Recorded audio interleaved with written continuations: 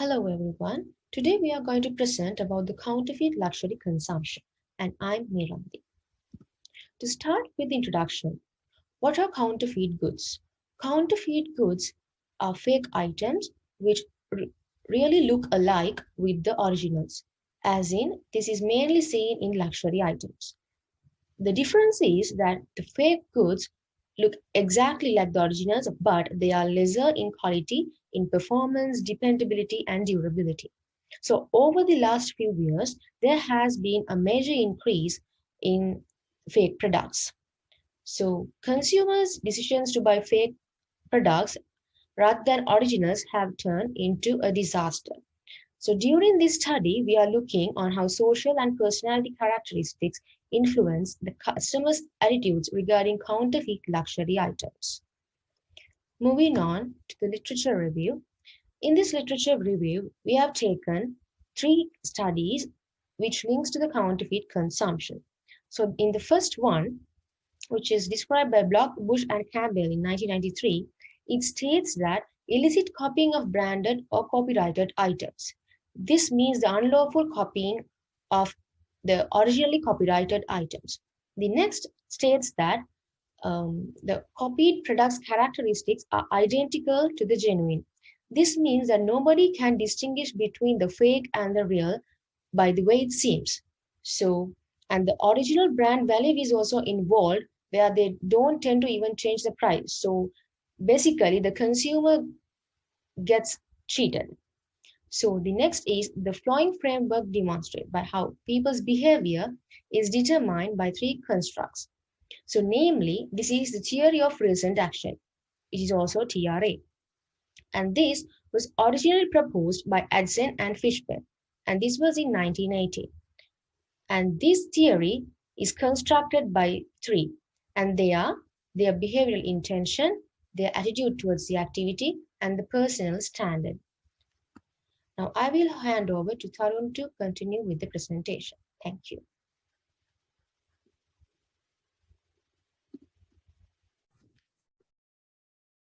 Hi, thanks Mirandi for your lovely analysis. So I'm Tarun and I'm going to speak about the methodology of our research project. So methodology simply means that what approaches and what themes and what are the questions and what are the codes that we based our study on and how we conducted our research basically. So in this case, we conducted our research using qualitative research approach rather than using a quantitative approach. So in our research, as the method to conduct the research, we use a sample population of 4 people, and in that case 60% of participants were females and 40% were male according to population ratio, because we have only 4 members in our group. And yeah, so for each of us we had 4 discussions. We have 4 questions and 4 discussions arranged with every other group member. So we used Zoom technology and we all got together and we asked our prepared questions from each other to get the research going on and to get the analysis done.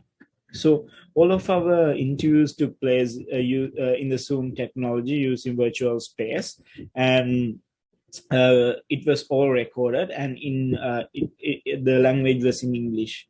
So for the analysis, we use thematic content analysis to categorize the data and build the comparisons.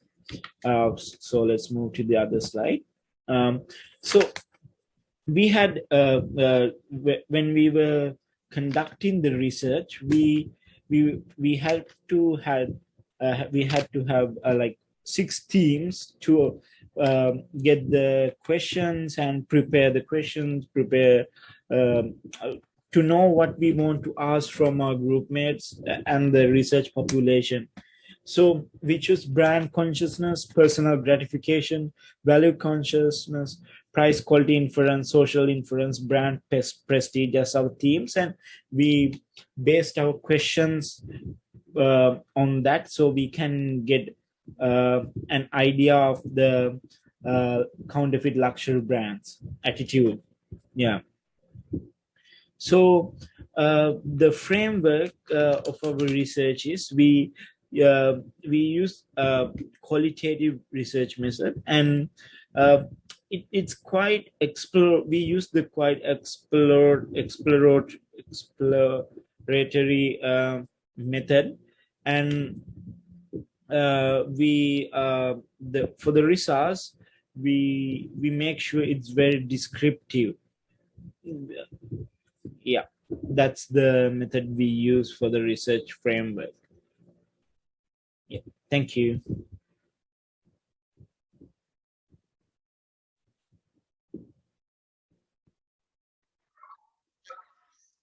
Hello all, I'm Ranita Pereira. Today I'm going to talk about results analysis in our research. The results are presented in two dimensions in the following sections, which evolved from the important subjects covered in the focus groups. The first dimension is the interpersonal side of counterfeit luxury goods consumption, which is linked to conformity, status seeking, and face consciousness. The personal part of fashion consciousness, brand experience, and adventure is the second dimension.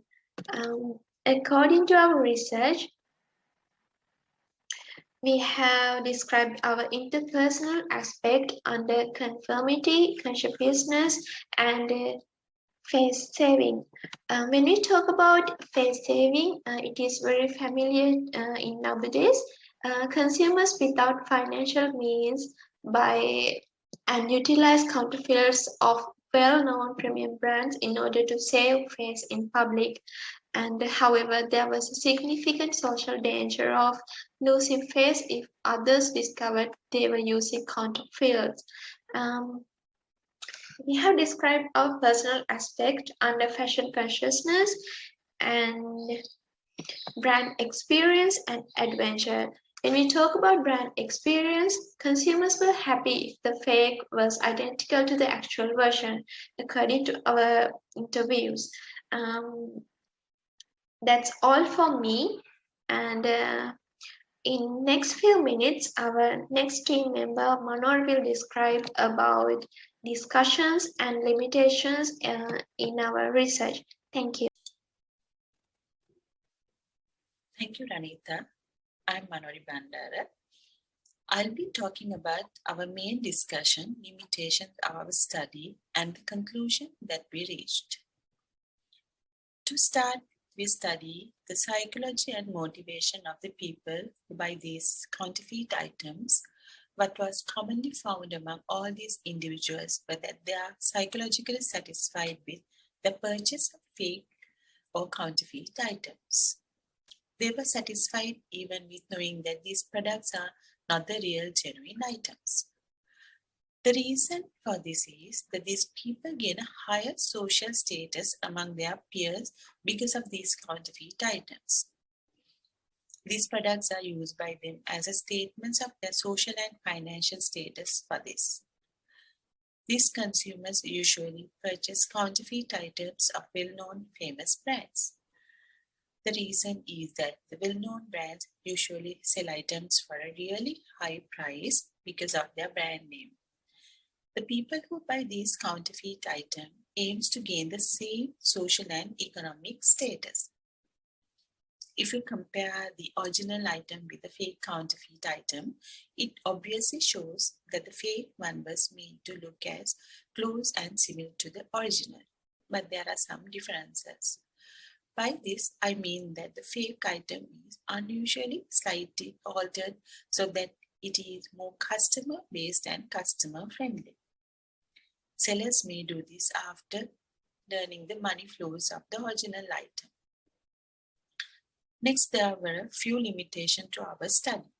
First, the sample size was too small because we were unable to get more respondents. Because the sample size was too small, the results may not be conclusive. It may change if the sample size increased. Secondly, the respondents were of similar backgrounds and social status. This could have limited the paper result we could have gotten. Moving to the other slide, We concluded that the people who even purchase genuine products also purchase counterfeit items, and that these people benefit psychologically and socially because it, like mentioned before, they benefited from maintaining a higher social status among friends and peers. This is end of our slides. Thank you for listening.